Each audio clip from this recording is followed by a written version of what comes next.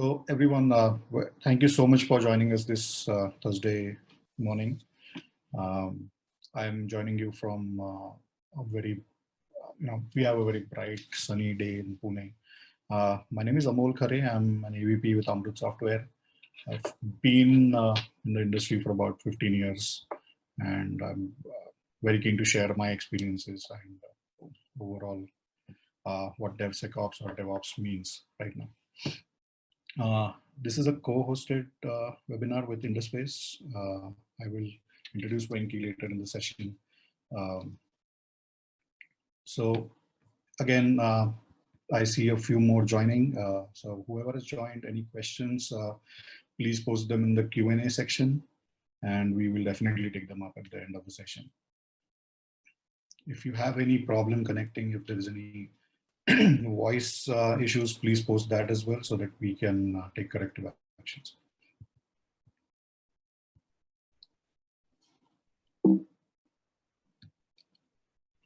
So a rough agenda for this session is embracing DevSecOps, then the availability and the cost of digital transformation.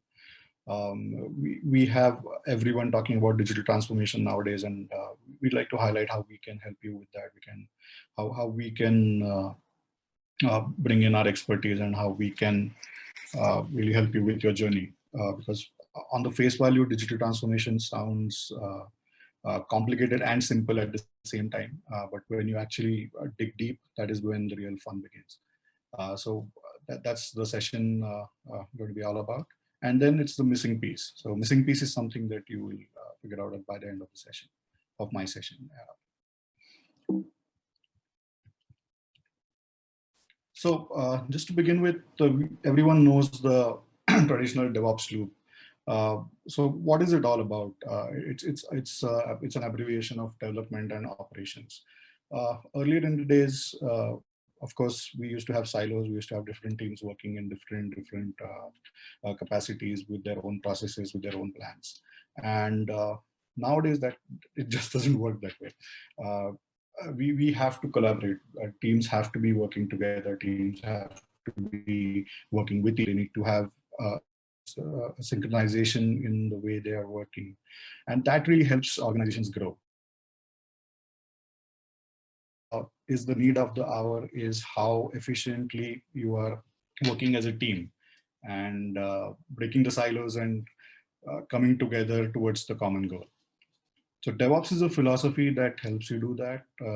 It's when you begin the planning, you code, you build, then you test, you release, deploy, operate, and monitor, and it happens in an infinite loop. It keeps on going. It keeps on continuous development, continuous integrations, real-time feedback from the customers, because at the end of the day, customers are the main focal point of whatever we are doing. We as businesses, we are entirely focused on, I would rather say the primary goal of any business is to make money at the end of the day.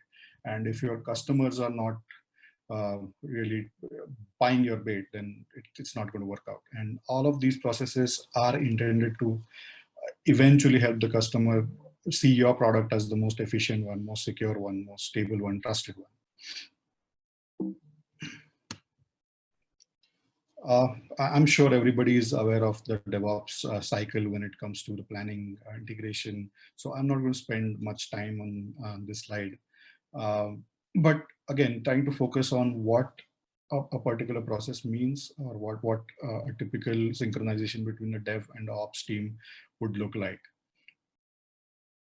Now, talking about DevOps, why is it important, and who is really getting it right? Because from a transformation point of view, everybody knows these two companies, Amazon and Netflix. When I say who got it right, earlier when Amazon started their data services, or their, let's say, e-commerce services, they were pretty much focused on a data center approach where the capacity planning really went out of hands when it came to, let's say, the Black Friday sales, or when they had to scale up, scale down, depending on the demand and the traffic that was expected. Earlier in the days, it was not possible for them to to really have an interactive or a scalable capacity plan. Now, since they have embraced DevOps, they have really changed the game. And both of these brands are something that we use day in and day out. I'm sure nobody on the session right now is not aware of these two companies.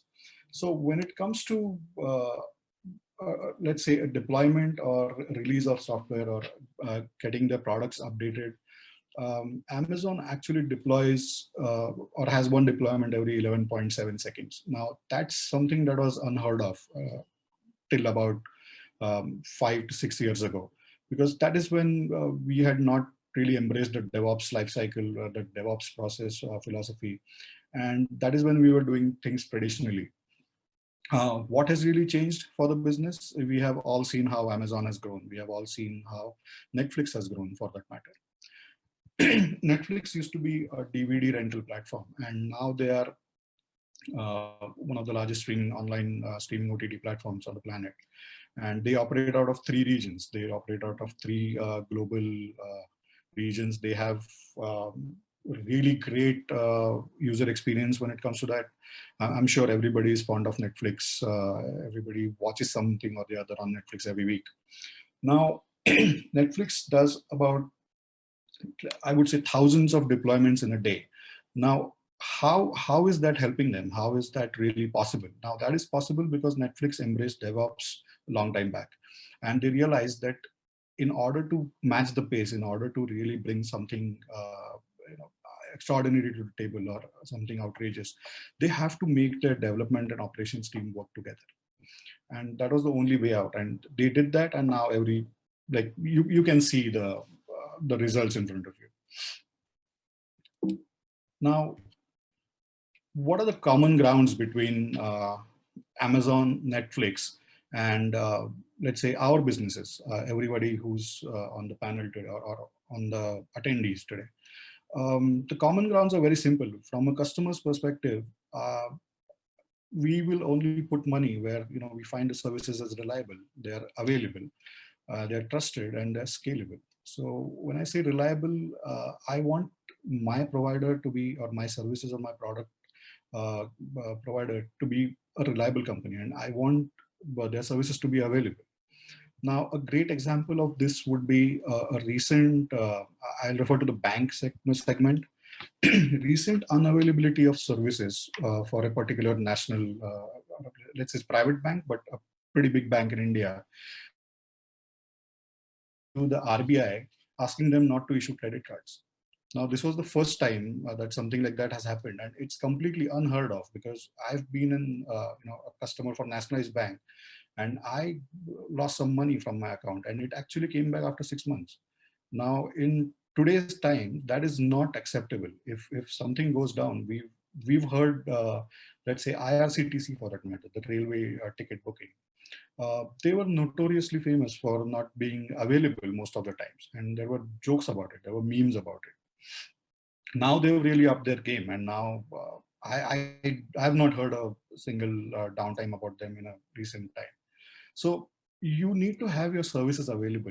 Nowadays, if you're a bank, if you are, let's say, an e-commerce company, if you are anything that is providing a service or a product online, you need to understand that your customers are the same customers who have been spoiled by companies like Netflix and Amazon, and let's say the DBS banks of the world, who are extremely available, reliable, and there when it comes to the security angle. And they are also trusted brands. Like we don't think twice before buying from Amazon nowadays. We might think twice before buying from a local shop. That's what the paradigm shift has been. And what has really triggered this is that the companies have really embraced a change. The companies have really embraced a process where it allows them to efficiently work towards whatever they are trying to achieve. Now, what are the customer expectations nowadays? As I said, the customers expect similar user experience from whatever they're using. Like, for example, we are in the 4G era right now, with 5G right at our doorstep. Now, today, if somebody offers a 3G plan, that nobody's going to buy it.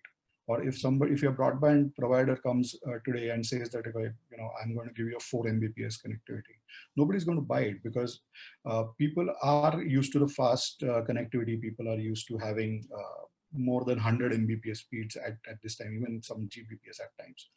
So this transition is real, and people are relating it cross border now.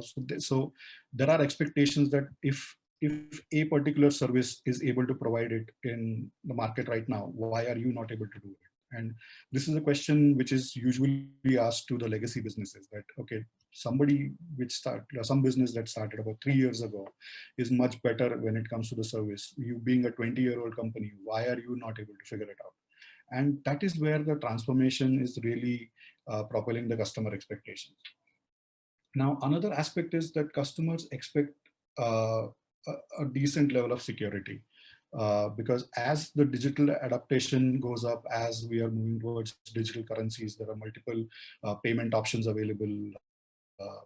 At least 10 wallets available every alternate week. There's some new startup coming up in the payments industry. There is a baseline, there is a basic security expectation that customers have. Now, we also need to understand that when it comes to security, it's extremely dangerous.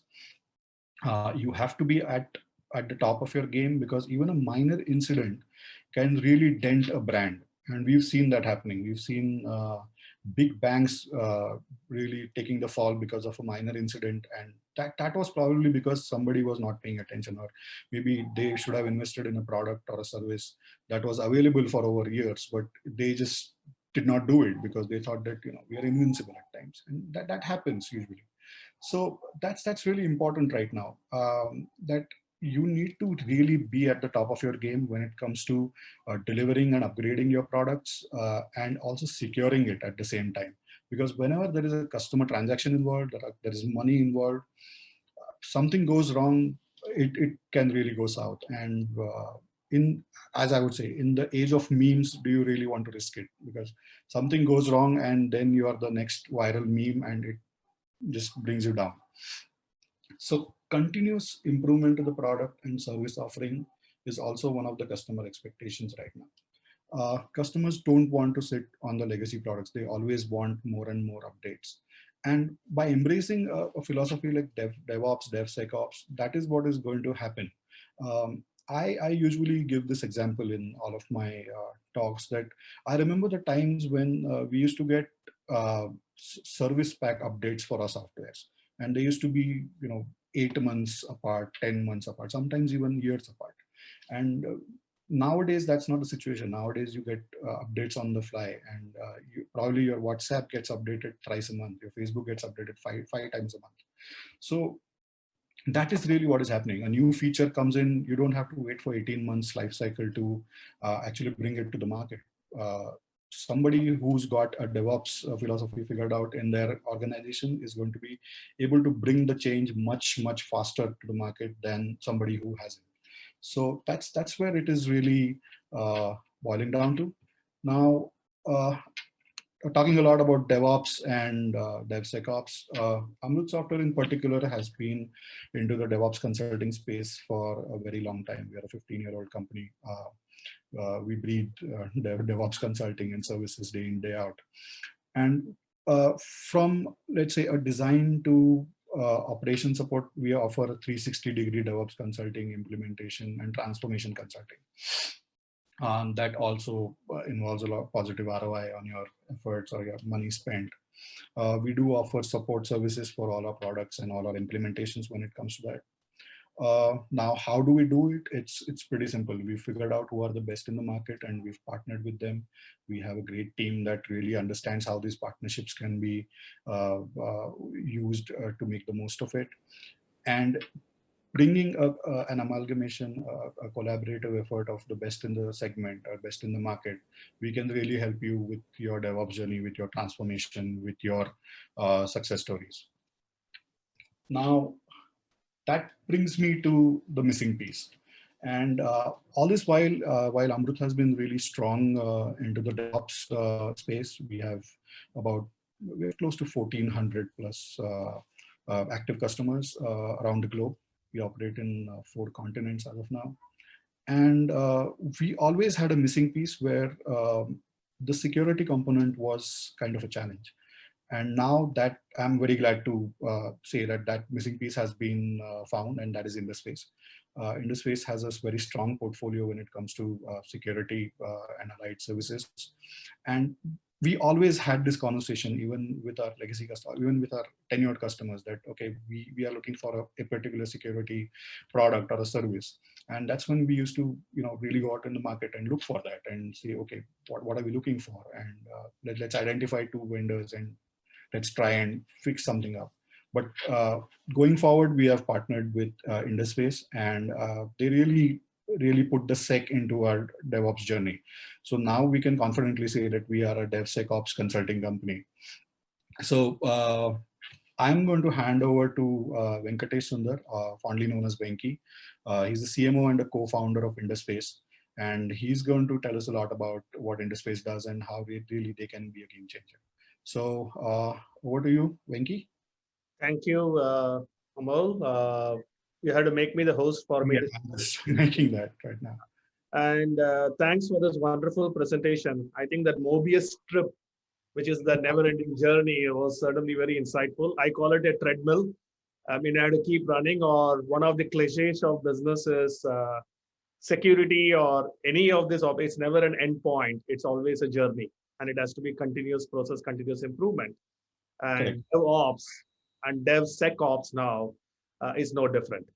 And thanks for this presentation, and I'm going to spend some time talk about how the sec part of the DevSecOps can be enabled and how it has to be viewed as one unit organizationally for companies to benefit from it. So let me just quickly get into sharing the screen, and then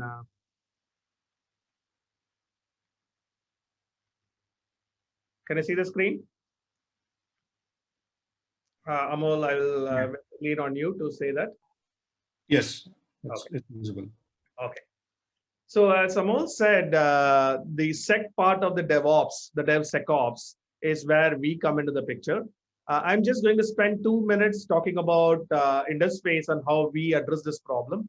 We were founded with the vision of enabling businesses to go digital fearlessly. In fact, if you look at it, Amrut Software with their DevOps consulting practices enable businesses to go digital. Digitization is here to stay. And the post-COVID era, it has actually been given a rocket fuel, where it is not just nice to have a cool thing, but it is a must-have for the existence of business. And to do it fearlessly, the security is going to be very, very important.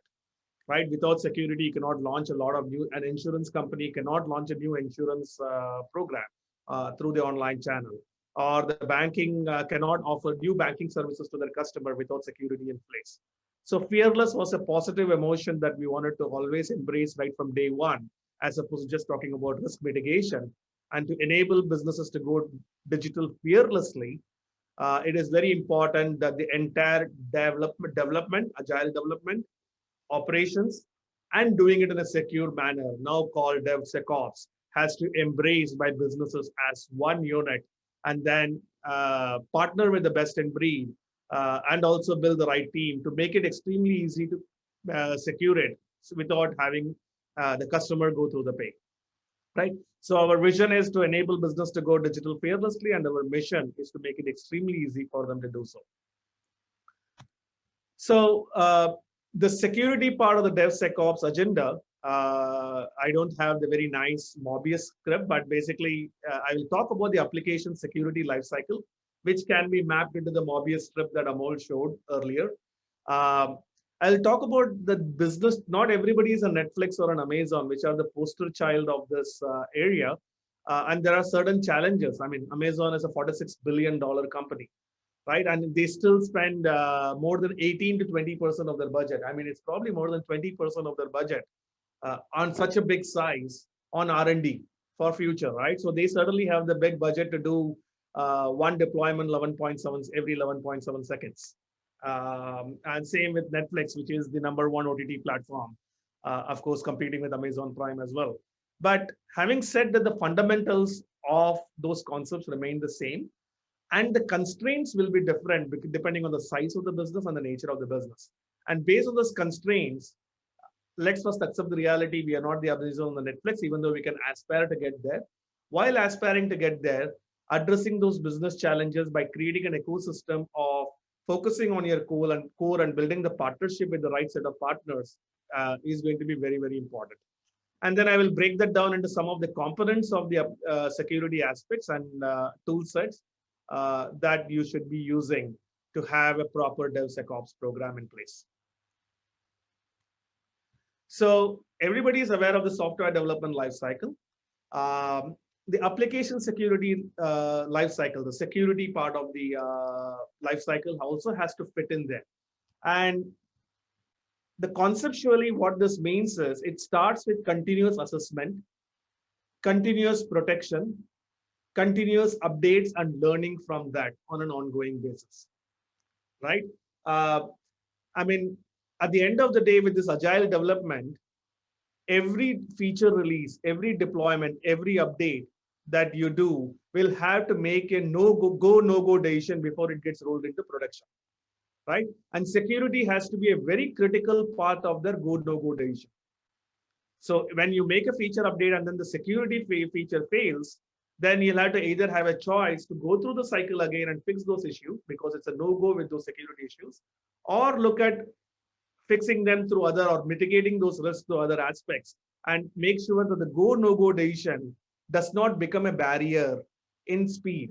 And hence the sec part of the DevOps has to become integrated as one unit. Organizationally, it has to be looked at as not development team, security team, and ops team. It has to be looked at one. DevSecOps is what is going to be the oxygen and breeding ground and of innovation. But execution-wise, these are separate skill sets, and that is what the business has to understand and weave them into the application into the life cycle. Now, the sec part of the DevSecOps, from how we see it, and the basis of which we build our entire stack of products and services around those products, is continuous risk detection, continuous risk protection based on the identified risk, learning from those bases, the Mobius strip or the treadmill that I keep talking about, has to be continuous monitoring and feed that back into future risk detection and future monitoring. And doing all of this, not at the cost or having a trade-off between functionality and speed. It has to be integral, and the website or application acceleration and performance should not be compromised. In fact, AI ML has been a buzzword for a long time, but I believe that the combination of technology is going to be an enabler for better human intelligence. And the DevSecOps tool sets, including the security component, as we viewed it into the entire stack, and then break it down into specific use cases. I mean, you take any security initiative, it is going to be broken down into risk detection, risk protection, risk monitoring, and no trade-off with performance. Right? And application security, if you weave that into your application security, and if you secure your application, you are securing your business as well, because any business doesn't have to be a tech company. Central to their business is their applications as well. Now, once you have the tool sets in place, this is where the most challenging aspect and challenges for business comes in. How do I get cross-team integration and automation on a continuous basis, right? Conceptually, this is good, but having the cross-team, so one thing that companies like Amazon and Netflix and even Microsoft did is organizationally, they looked at DevSecOps as one unit, and hence the silos between Dev and Sec and Ops is broken. But the expertise is still going to be specialized. And what is needed is to make sure that across this entire chain of your development and deployment lifecycle, you have the right set of automation, the right set of information flow in place so that you can keep rolling out those releases and agile releases and updates on a continuous basis.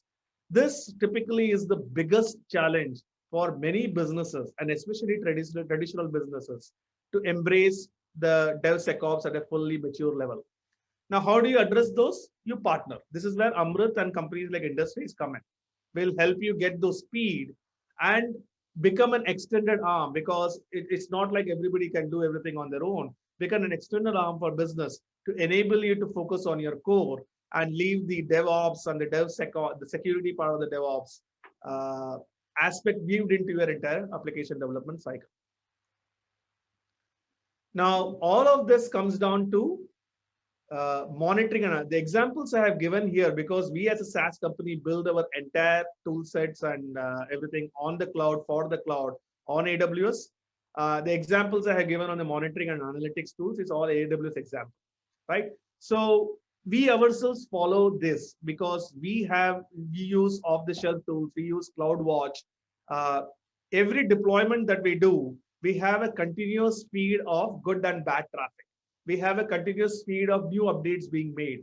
And those updates and things has to be transparently triaged to the right set of team to take action on it immediately. One is alerting and then action on it and analytics based on the action. So on your application stack itself, you should be having a very nice foundation of monitoring and analytics for your application. The security part of it, you can partner with companies like us.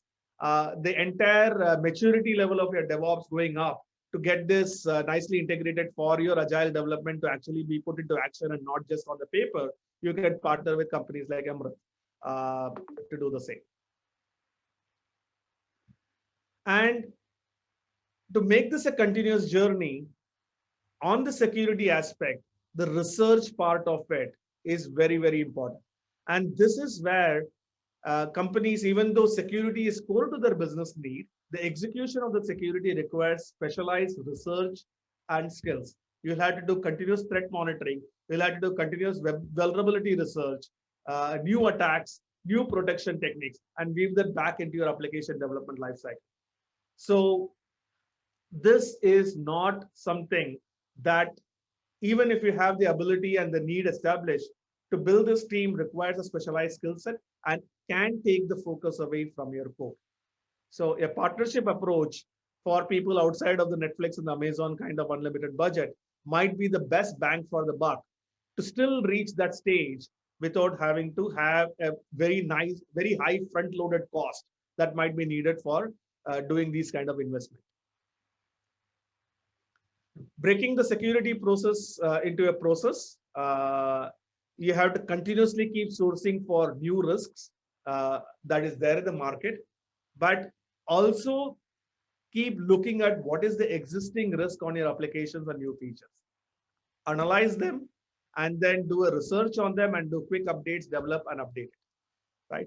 So this process has to be weaved in as a business objective for any new application rollout that any business is doing nowadays.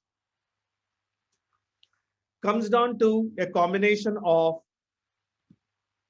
a nice and very robust technology stack, plus the human expertise, where the human expertise has to come from the business, where you have your skill set and partner with skill set with companies like Amrut and Indusface. And here, one of the key trends that is happening is every technology provider, Gartner has predicted, especially in the DevOps space and the security space, that including the management component of the technology has to be the responsibility of the vendor. And that is going to be a key differentiator for any technology adoption. Because buying a technology and having somebody else manage it, or you yourself learning it and managing it, is going to be a very time-consuming affair. So what Gartner has predicted, especially in the security space, is those vendors who provide not just 24/7 incident management support, but full management around the technology they provide as part of the technology offering is going to be very key for a much more matured and agile development process. And every business can build their own set of stack on top of it. And they can also have independent SIs who manage it, but technology with the expertise to manage it is going to be very, very key. In the technology stack, from a security standpoint, the buzzword is you need to have continuous assessment, DAST, dynamic application security technology scanners. You need to have a web application firewall, which can have the policies, which can help you with the no-go decision, where you might say no-go because you might take time to fix those vulnerabilities in the application. but you can still decide to go with a web application policy that can mitigate those risks.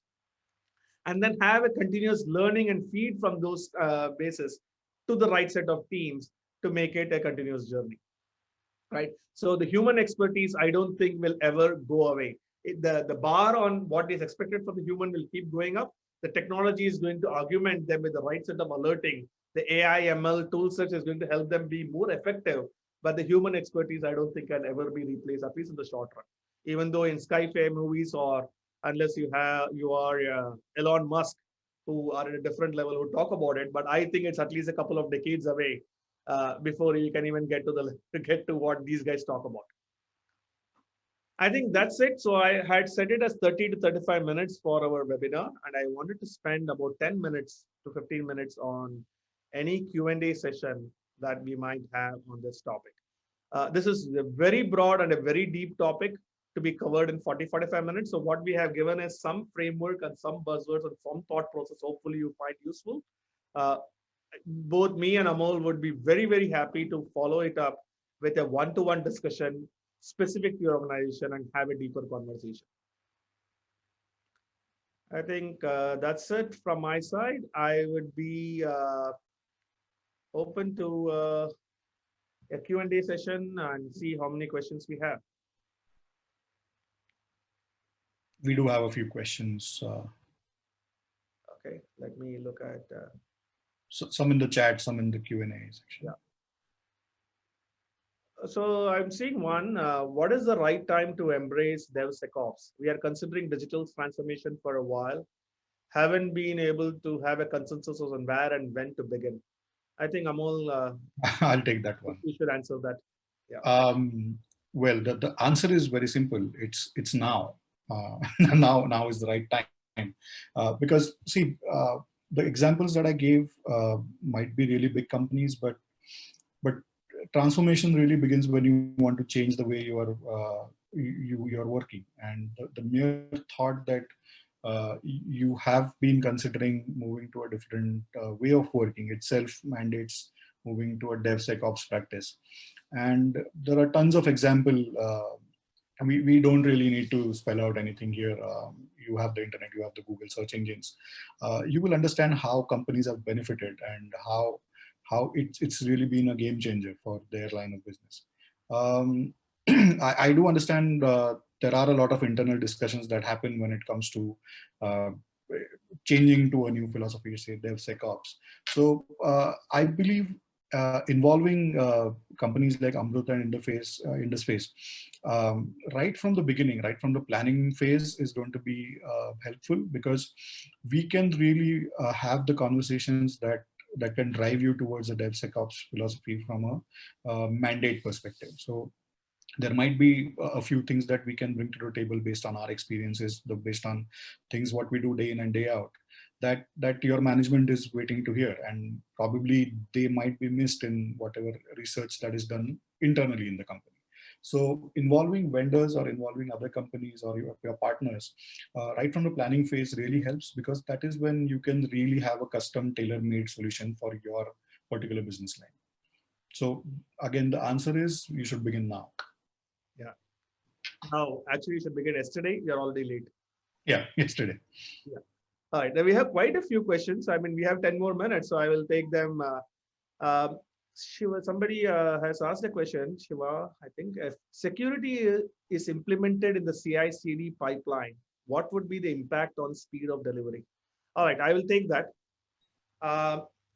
So the speed of delivery part is certainly a very important trade-off that organization has to make. I mean, as a business, you're always wanting to get out the new feature, the new capabilities out as quickly as possible, but you also wanted to do it in a secure manner, right? And when you have those go, no-go decision having to be taken as part of the deployment, and the decision based on your criteria, there is a critical vulnerability. I can do a, let's say it's an e-commerce site and I'm launching a new service and I can do payment manipulation based on which I can do fraud.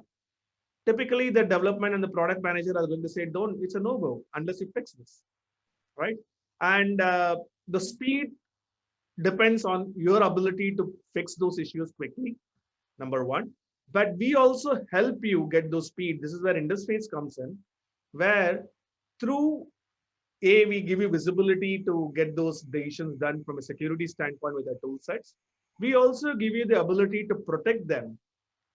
Any critical or high application level vulnerabilities, if it is existing in the product, if you test them through a web application gateway or web application firewall, we also can give you the option to fix them through a virtual patch in the web application firewall level as well. And we have a 24-hour turnaround time back with SLA for doing that. The right place to fix it is in the application, but it can be a very good speed and time to deployment based on, yes, I accept and acknowledge that this issue exists in the application, but I'm going to roll it out with this policy at my firewall application firewall level and don't have to compromise on speed. And by the way, it is not just time to fix. This fix in the web application firewall level, besides just the time to fix, it also gives you an insight. If that policy gets hit, it becomes the foundation of tracking a bad attack behavior as well in the future, which can help you in this continuous process. So very good question, for sure. One more from somebody called Rohit. Can we do DevOps for ERPs like Oracle and SAP, which are hosted on-prem? If we can do, will the solution still be in on-premise or will be hybrid with the cloud? I'll take that one. Okay. Yes, the answer is yes. And it again requires a broader discussion of what you exactly plan to do with it, what these particular tools are doing in your environment. When it comes to the solution, it can be on-prem, it can be hybrid as well. So it really depends on what kind of compliances are required in your particular line of business, or what is your comfortable, how comfortable you are with going on a hybrid model or keeping things on-prem. So that's pretty much it. Yeah, but I think I will just add on to it. I mean, from a security standpoint as well, like, I mean, one of our philosophy within my company is cloud first. I mean, in fact, I would say SaaS first, cloud next, and on-premise is my last option. Right? I mean, I run many tools, like a CRM tool is on SaaS. Right? I run other tools, Ansible and other as part of our own development cycles. We use Git for source code, all SaaS, right? So even though you might have legacies or legacy on-prem deployment, focus on the service value as opposed to where that service is placed, right? And as long as you can get the service value and the trust from the vendor who is providing you the service value and all the other data protection, other things that you might have specific to regulations, then where it is served from really doesn't matter, independent of where you are deployed today. That would be my added 2 cents gyan on this. So the next one's definitely for you, Venki. It's from Nilesh. And the question is, can security be completely outsourced? Can it be viewed as core need? Very interesting question. Yeah, right. So security is a core need. So let's be very clear. Any business today are viewing security has become a boardroom discussion. But a core need doesn't mean core expertise, right? You can have core needs for your business, but your core expertise is on building something else. What is your core IP, right?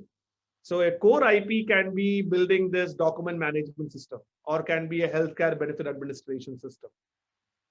Your business need for you to succeed on that core IP will certainly have security as part of your business need. So we have to separate the core need from the core expertise, right? If you have the core expertise, it still might make sense to partner with others. I mean, today it is an external enterprise. Just because you partner with somebody else doesn't mean that you can still have, as a business responsibility, you can still get the best expertise, the best tools to get the best business outcome. So security is a core need, and outsourcing or getting that capability with the best in the world might automatically become a core business need as well. And hence, I have already laid down that application security requires a very, very special set of skill set. And doing it on a sustainable basis for a business whose core functionality is not developing security products, it might make sense to augment their business with those expertise. Yeah, I think we can take a couple of more. It's 11:42. There are a couple in the chat section, Venki, if you want to glance there. Yeah, I'm just looking at chat as well. The security part of the CI, I looked at this. It can be viewed. Q&A, there's a few in the Q&A as well. Yeah. Chat, I'm not, are you able to see a few? DevSecOps start from planning stage or the dev stage? I mean, the sec part has to start from dev stage. I mean, I would say even at the design stage. I mean, when you're designing a service, I'm privilege escalation, role-based access control. These are all going to be part of the design choices when you're designing a service. So what are the controls you put in place? Security is going to be a key aspect even at a design stage. It has to be a part of the dev stage. It has to be part on a continuous basis on the production stage as well. Right? We come in the place as soon as you are in the dev stage, where our tool sets can help you get continuous assessment of your applications from development stages all the way into production. You want to add on the DevSecOps, the DevOps part, Amol? Yes. So there's another question. Is the security part of DevSecOps offering, can it be cloud neutral, independent where our application dev and hosting happen? Yes, definitely. It can be. Yeah. The philosophy remains the same. These are just mediums where you are hosting it. Of course, every medium will have its own security offerings in place. Even on the cloud front, AWS, GCP, Azure, they will have their own securities available. But yes, it's cloud agnostic. It is cloud, and one more thing is, I mean, your cloud provider will probably not take the responsibility. Every cloud provider talks about shared responsibility model. Right? So the network security, the infrastructure security will be provided by the security of that will be provided by the hosting service or the cloud provider. Any payload that you put in there, any service that you enable in there, the responsibility of that, including security, is the responsibility of the business. And hence, the application security automatically becomes the business responsibility. And the application is open to the world. I cannot think of an application which is standalone that runs on your desktop today in today's day and age. It is anyway open to the world over the internet, independent of where you're hosted. And hence the security layer that you add on top of the application can also be from the cloud, and it can be by design and based on where it is better to keep it cloud neutral. I see one more that's particularly for Amrut. So what are the partnerships that currently Amrut has when it comes to the sec part? So Indusface, definitely. And we do have Microsoft on the other side, but that's on a different scale, and Microsoft brings its own offerings and own security products. So these are the two that we are looking at right now. Excellent. I think bang on time, 11:45. I'm glad that we were able to get the Q&A answered as well, at least most of them. Whatever is missed, we will certainly reach back to you. As I said, this is a very broad and deep topic. It requires a deeper discussion, one-on-one specific in the context of your business. We'll be more than happy to, both me and Amol will be more than happy to do that. Any closing thoughts from you, Amol? No, I really liked the session that you presented, quite insightful. And I'm glad we could end it on time, because a lengthy webinar is the last thing that anybody needs in these times. So thank you so much for doing this together. And we'll definitely reach out to everyone again with the recordings as well. And in case we've missed something, definitely reach out to us. And we would love to have one-on-one conversations about how we can help. Excellent. Thank you. Have a good one, everyone. Bye. Thanks, everyone.